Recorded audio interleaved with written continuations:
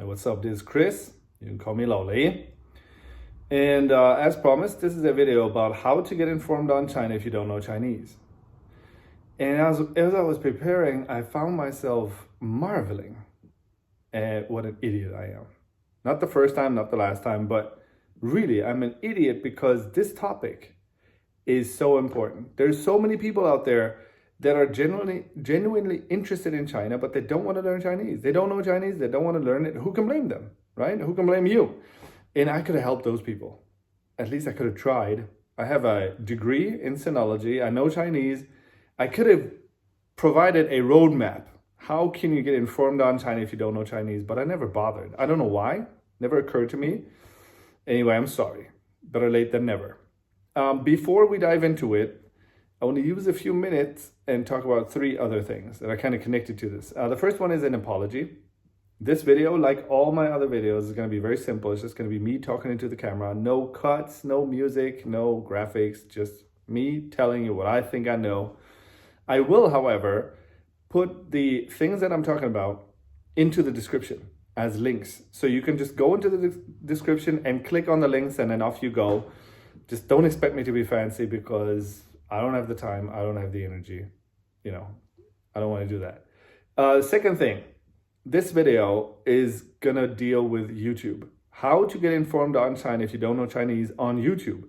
The reason for that is not that I like YouTube so much. It's because I think this is already big enough of a topic. I'm going to talk, 35 minutes about this or something. If I were to include podcasts, books, media, Twitter, it would be huge, this video. I will talk about those things later in other videos, but now it's just going to be YouTube. The third thing I want to talk about is a little bit more complicated, but I want to at least talk about it a little bit because I find it very interesting, is the general concept, the debate, the argument of, is it even possible to know China and talk about China if you don't know Chinese? This is an actual debate that people are having. They've been having it for a while, actually. It's mainly China experts that are talking about this. Then there's some Chinese people, some journalists, and some randos on YouTube. And there's no consensus. If I'm going to be honest, I don't have a very clear-cut opinion on this. It's kind of nuanced, as it often is. I can kind of see both sides. I will present to you a few of the points that both sides are making. The first side that's kind of saying like, of course you can talk about China and know China if you don't know Chinese. They have a point in saying it's kind of elitist to claim otherwise. And you're running the risk of shutting people out of the debate, even if they have good points, by disqualifying them based on their limited knowledge of Chinese. You're saying like, yeah, I see that point, but I don't want to engage it because you don't know Chinese. That's obviously a fallacy, right? So I think they have a point there. They're also pointing to the fact that there's people that actually know certain aspects of China pretty well without knowing Chinese. For example, the economy. There's people that know the Chinese economy pretty well, but they don't know Chinese. This is possible because there's lots of numbers involved and there's lots of good secondary materials. So there's that. The third argument that they're making is fascinating. And it sounds weird at first, but it's really interesting. Is that some people are saying, and I think they're right, they're saying, if you want to study certain things that have to do with China, it's actually better to study them in another language, especially English, rather than in Chinese. And this is because of the Chinese political system. Because, let's not forget, it's a brutal dictatorship. It's a Leninist one-party state. And the CCP is they have a lot of sensitive issues. Anything that they don't like, they're going to deem it as sensitive. And then if you want to study it or publish your findings about it, it's going to get very, very difficult. Like you want to talk about what happened at Tiananmen, on June 4th, 1989, the so-called massacre at Tiananmen. It's going to be very difficult. You want to study about it? Already difficult enough. You want to publish it in China, your findings, your analysis? No way. So what do those people do? A lot of them, they go abroad and then they study the stuff. Maybe they start studying kind of clandestinely in China, but then they can also study from abroad. The primary sources are going to be in Chinese, sure. But then in what language are they going to publish their findings? A lot of them don't choose Chinese because what are you going to do? Publish in Chinese for who? Outside of China. Because in China, nobody's going to be able to read it, at least not officially. So you're publishing for Taiwan and for the diaspora?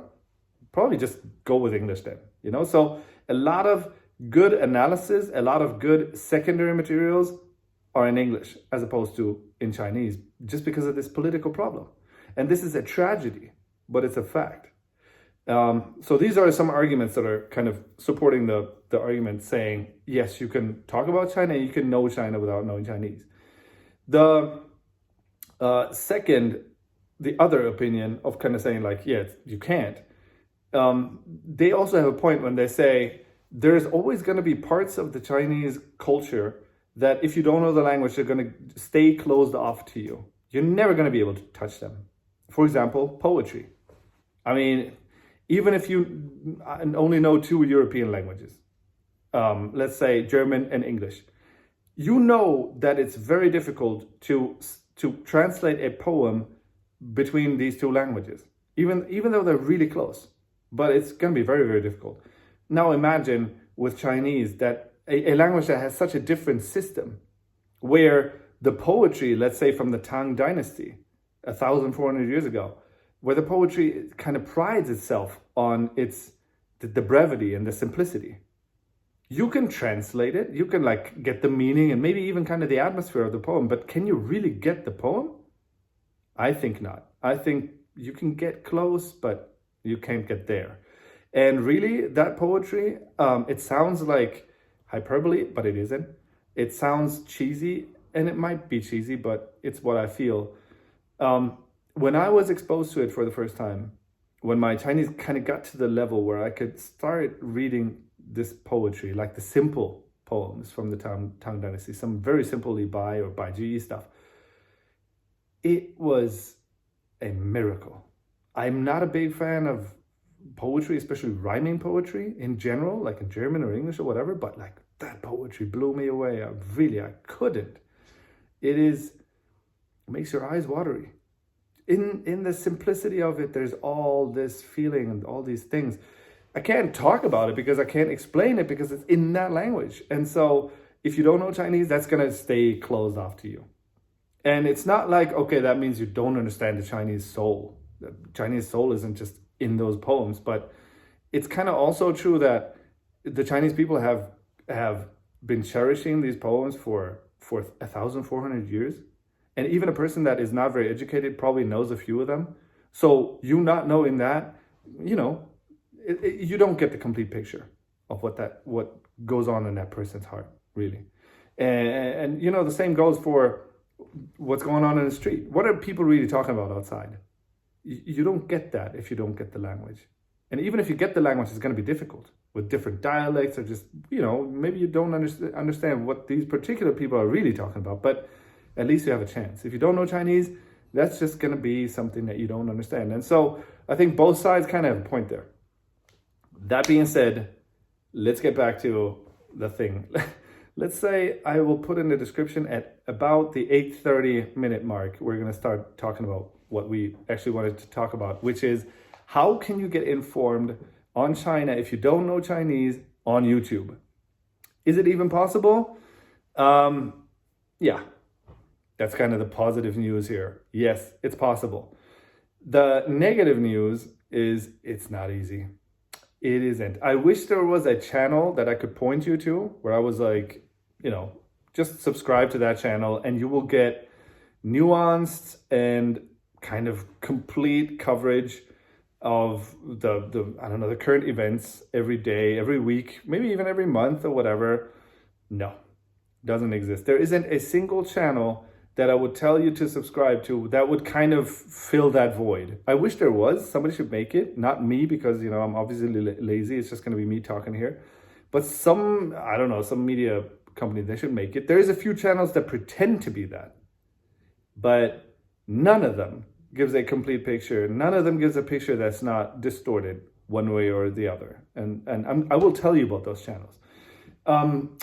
So what I did in preparing for this video is I went to YouTube and I went to the search box and I entered China news, and then I searched for channels, not for videos. And what I got was very disappointing. Like the search results were just seen at first sight. I was like, oh God, This is not good, because really when people that haven't been exposed to China at all, when they want to get some information about China and they get this, that's not gonna go well. I will tell you about them, what I think about the biggest ones that I found on there, and then we're gonna try to find a way to get some good and nuanced information here.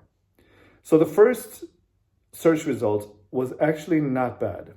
It wasn't, or let's say it wasn't the worst. It was the South China Morning Post. The South China Morning Post is a media company from Hong Kong, which has recently been bought by Jack Ma. Maybe you know Jack Ma, the guy who owns Alibaba, super rich, allegedly a Communist Party member, but don't confuse him with the government. He is not like connected to the government. Of course, he knows them because he has so much money and they want to know what he's doing with his fintech companies and stuff, but he isn't the government. He's sometimes at odds with them. He's sometimes trying to make them happy.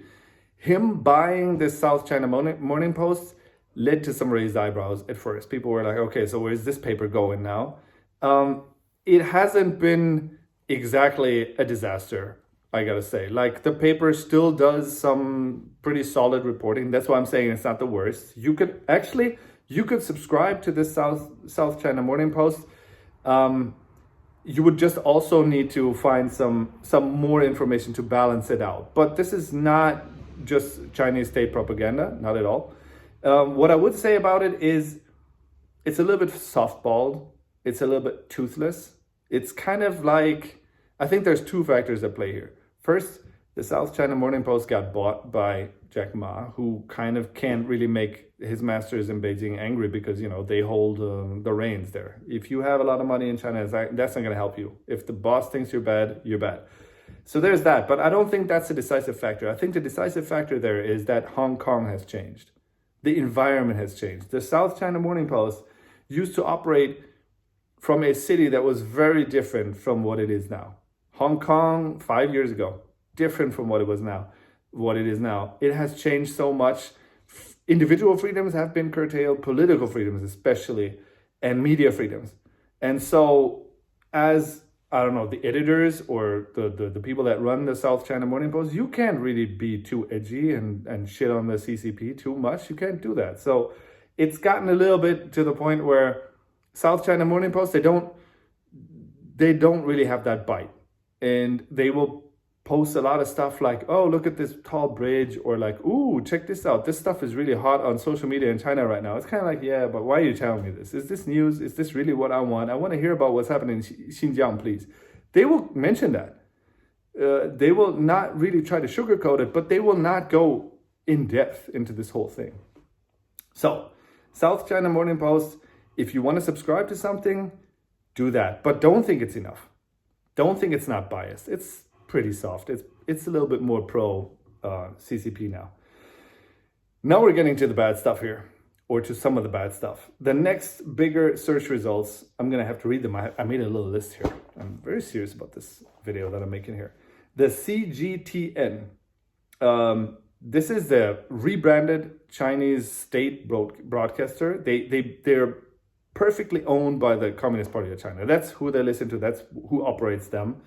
They used to be called CCTV until somebody at CCTV realized that a CCTV camera is actually a camera that spies on you, that you put in your shop, you know, if you want to secure your shop. So then they decided to rebrand it. Also, a lot of Chinese people were calling them CCAV, which is kind of like alludes to porn.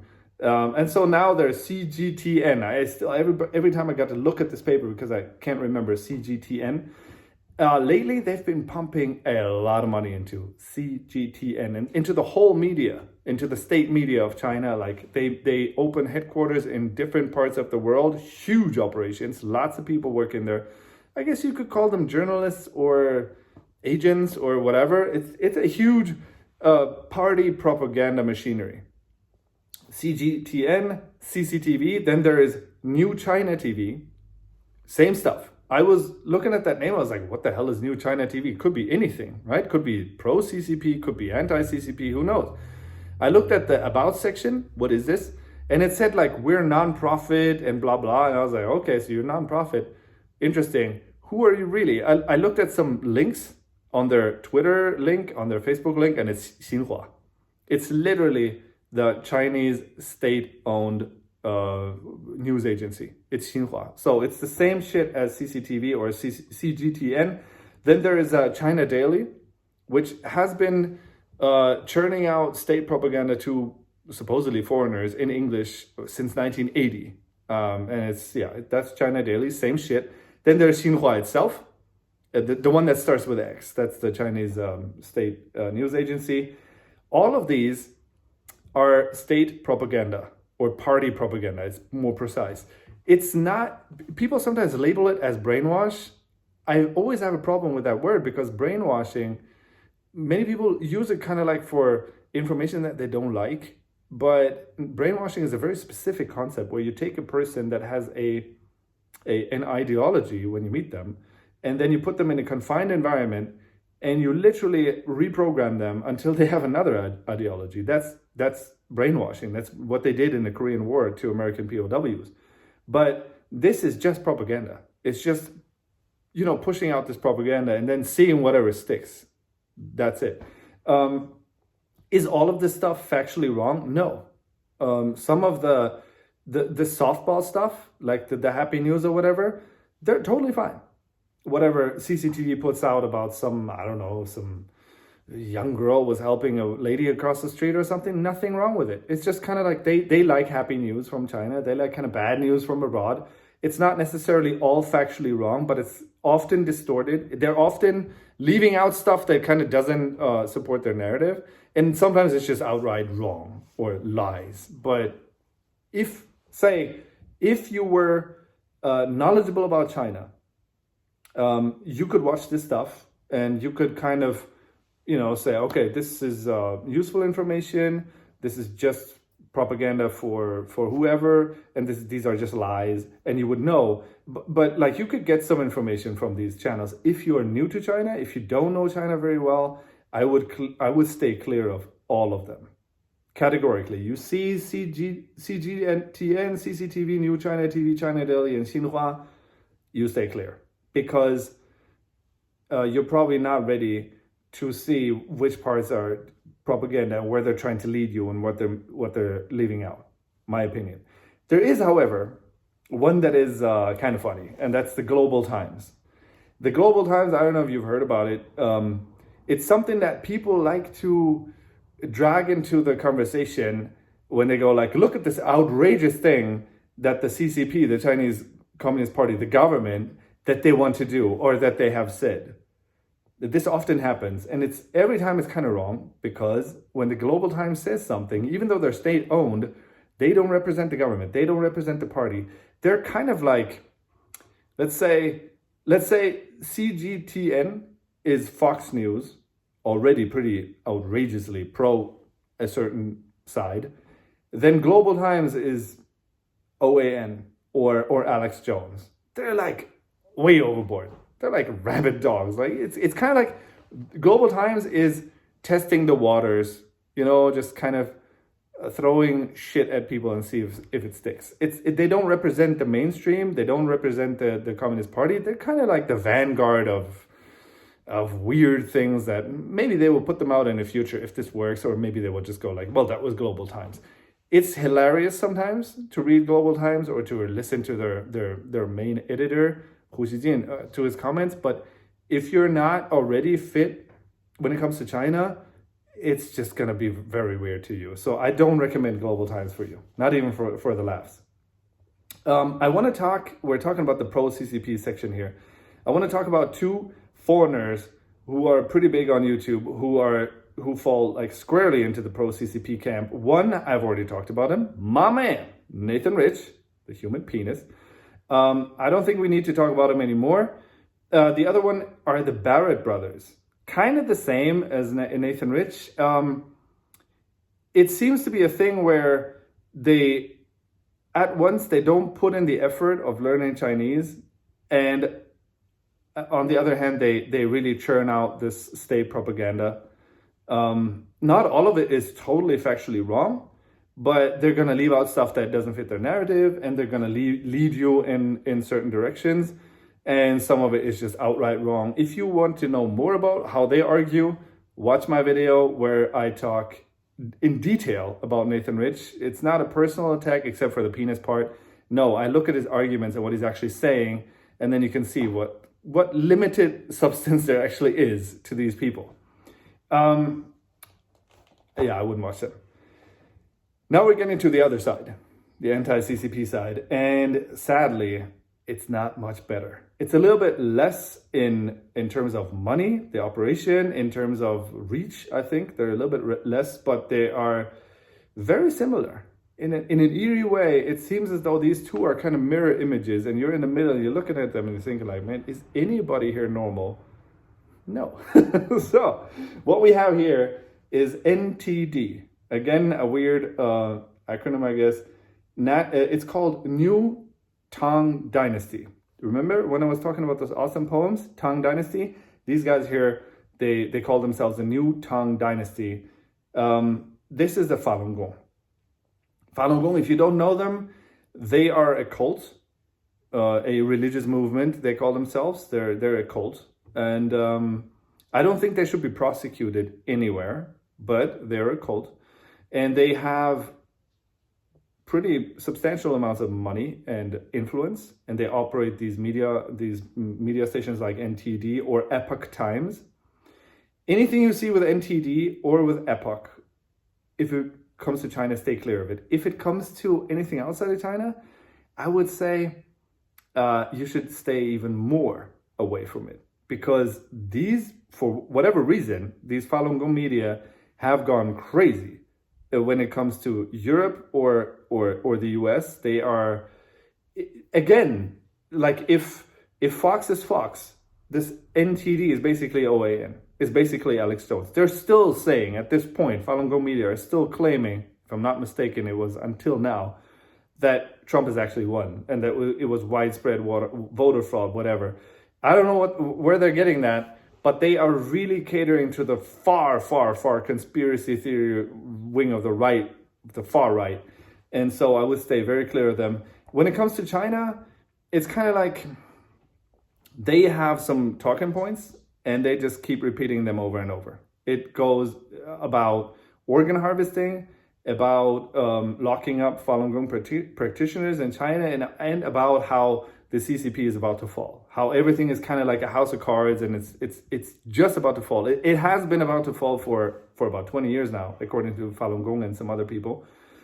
That downfall has never materialized, no matter how much they have been kind of wishing for it.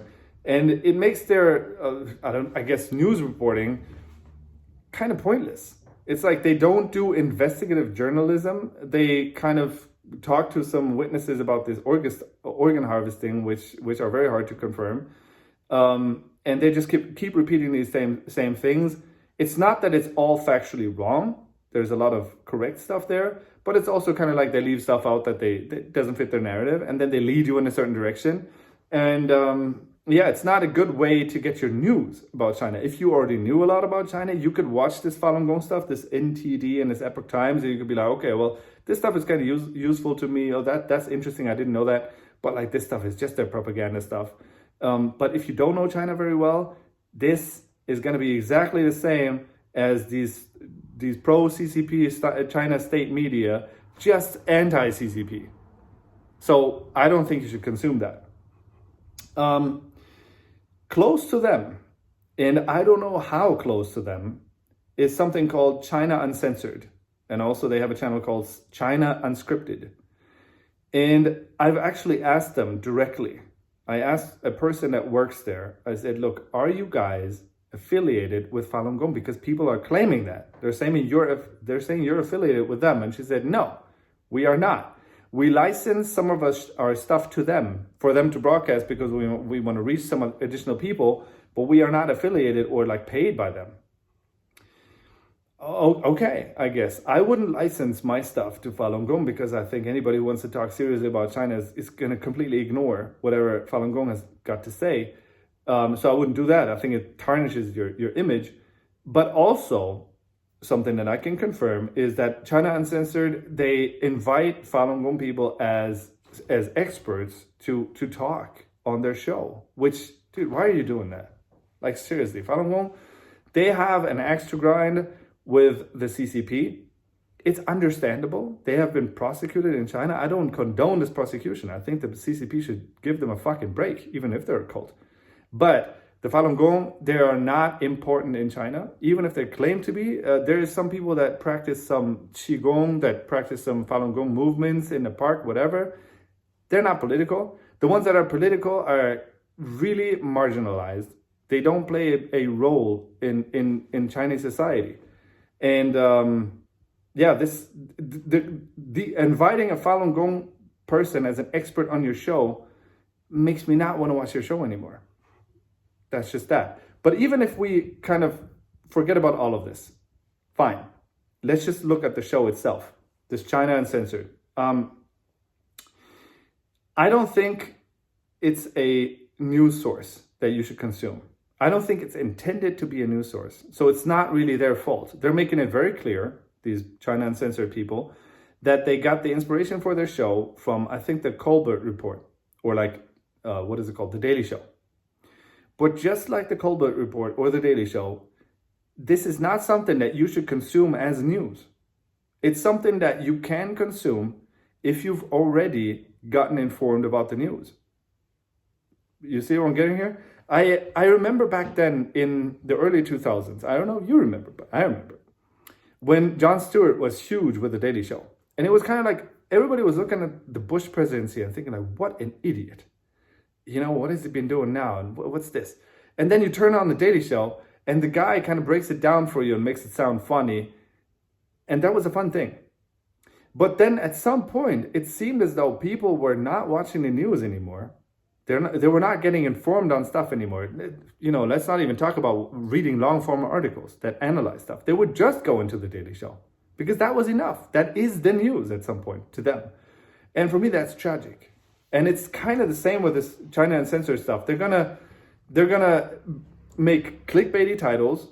Then they're gonna talk about this outrageous stuff that has been happening in China. It's gonna be full of snark. It's gonna be full of this kind of China daily humor, with kind of not really at that level, but it's kind of trying to be that.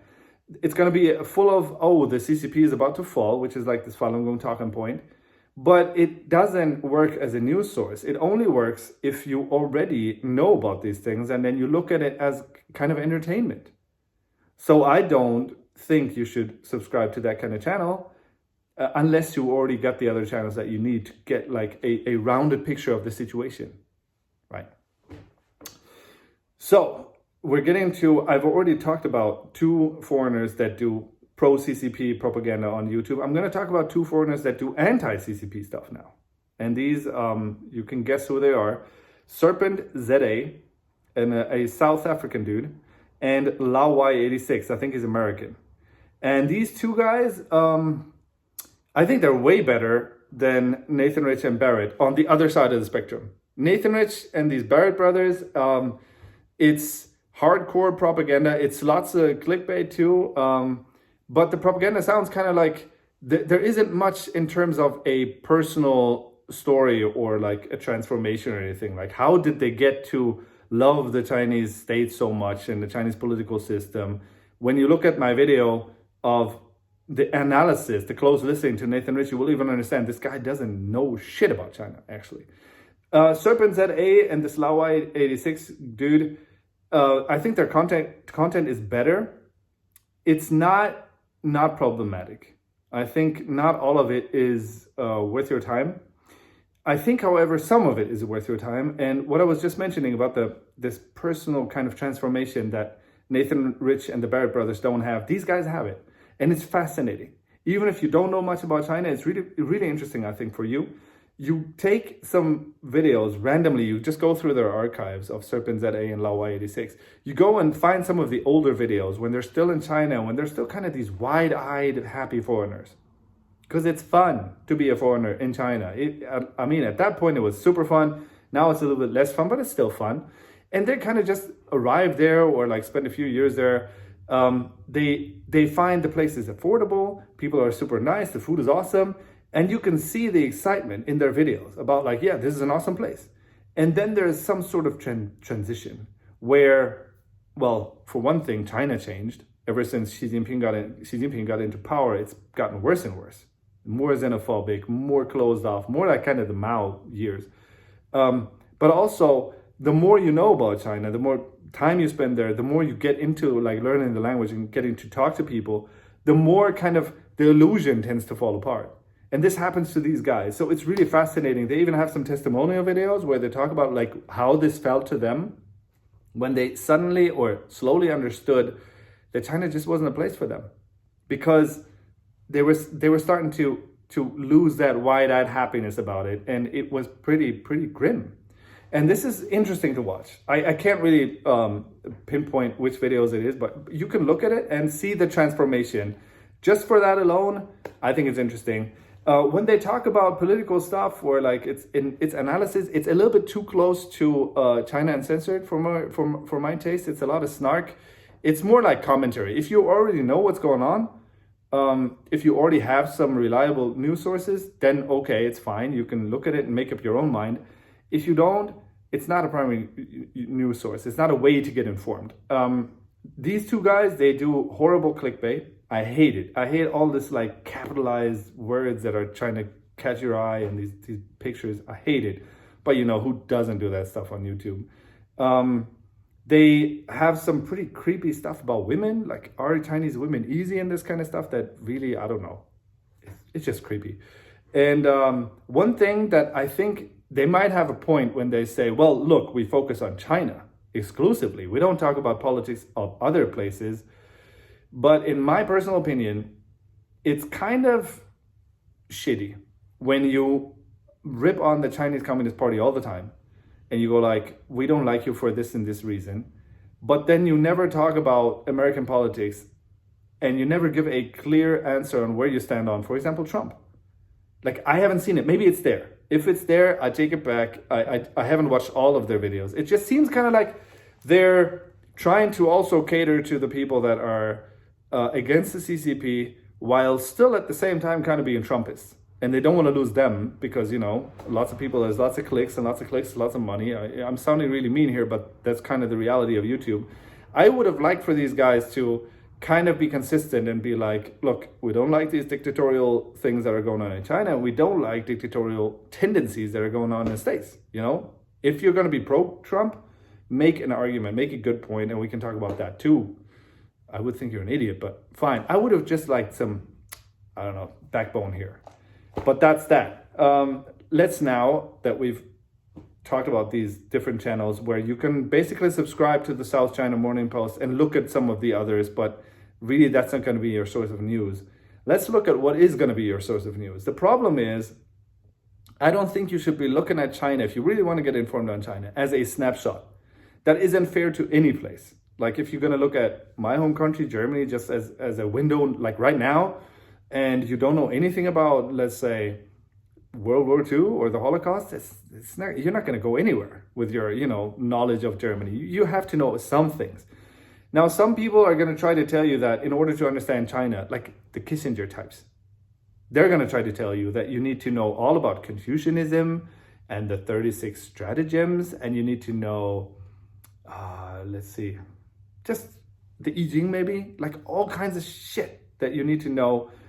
The ancient game of Go. You need to know that, otherwise you will never understand the Chinese leadership. They're trying to tell you this stuff, and honestly, it's bullshit. It's trying to orientalize a place and make it like this, these mystical Asians, you need to really get into like the ancient philosophy, then you can understand them. Their thoughts are so different and deep. No, they're not.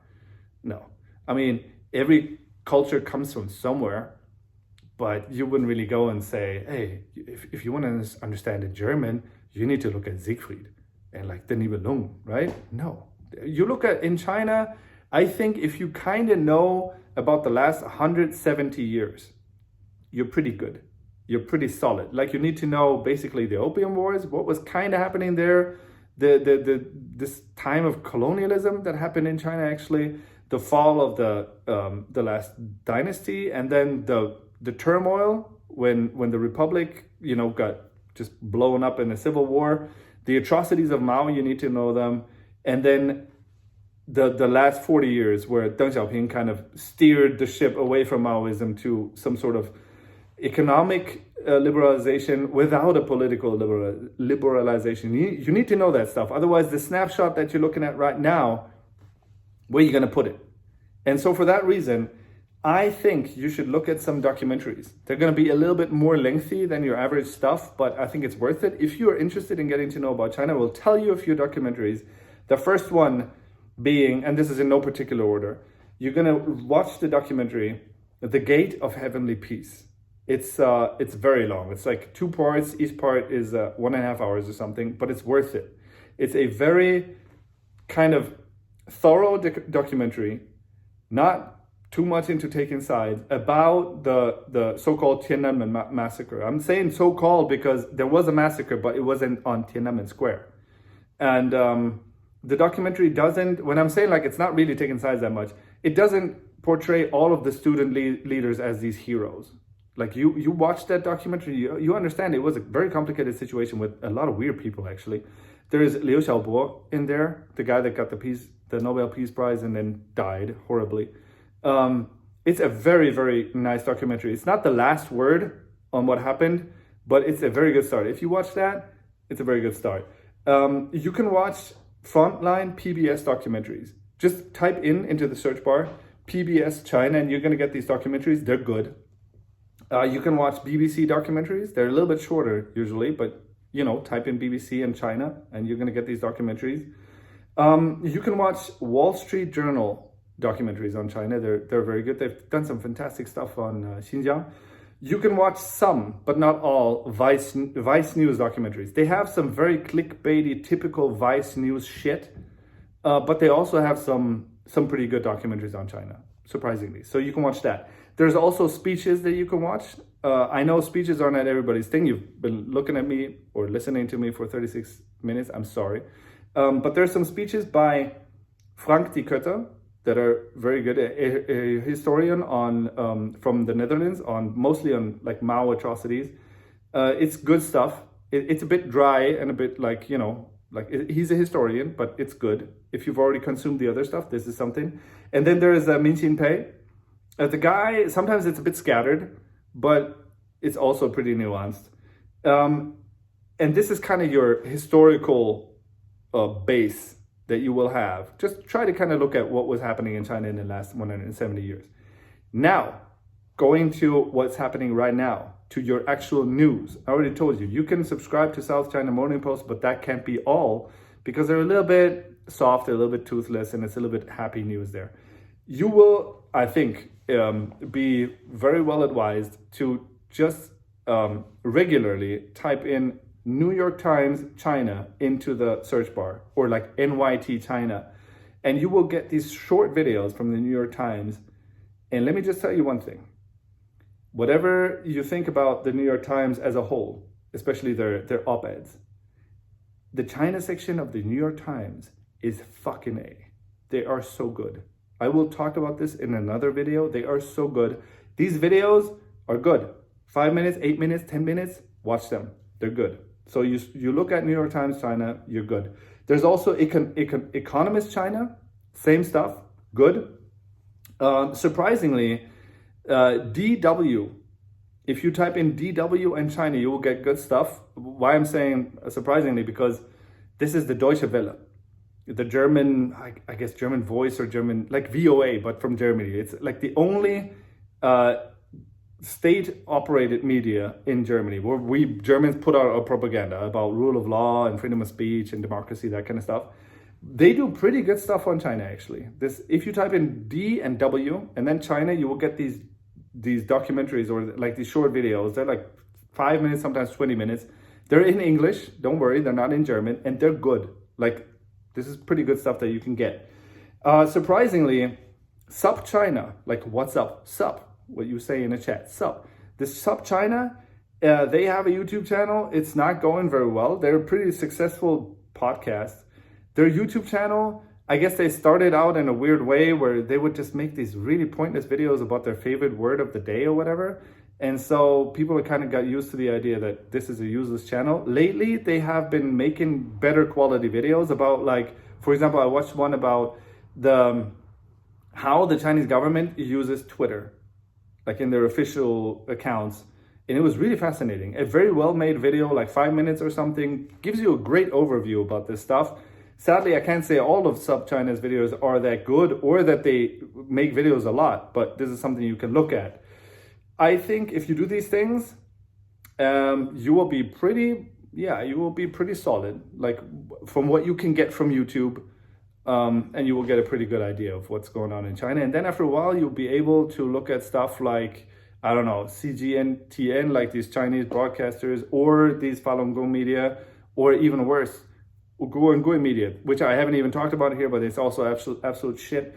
And you will be able to kind of put them in their place and be like, okay, these guys are bullshitting me. But if you're new to this, I think I'm giving a pretty good roadmap here. One more thing. If you're interested in Chinese, don't be scared. I've learned it.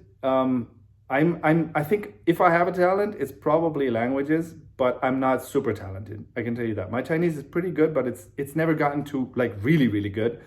I found it difficult, especially at first. But when people tell you like, oh, Chinese is so difficult, you can never learn it. Remember, it's two types of people that tell you that. And this is not my finding, sadly. This is Kai Strittmatter, a German journalist that has been doing wonderful stuff on China. He said that. It's who says that Chinese is so difficult?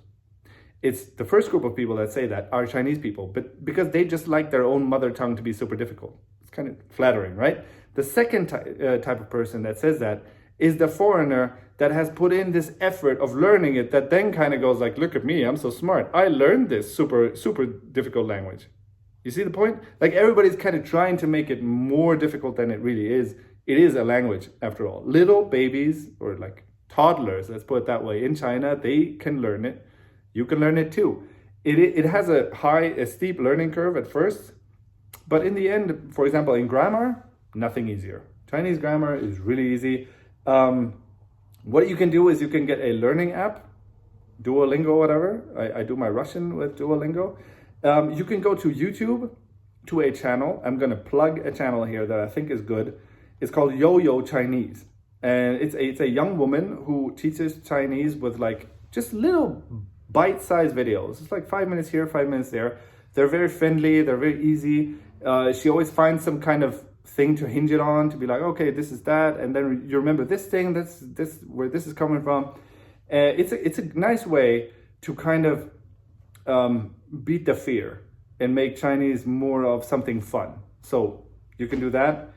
Yeah, maybe at some point you will know Chinese, and then there's a whole new video that I have to make where I'm gonna tell you what I think is a good way to master Chinese media.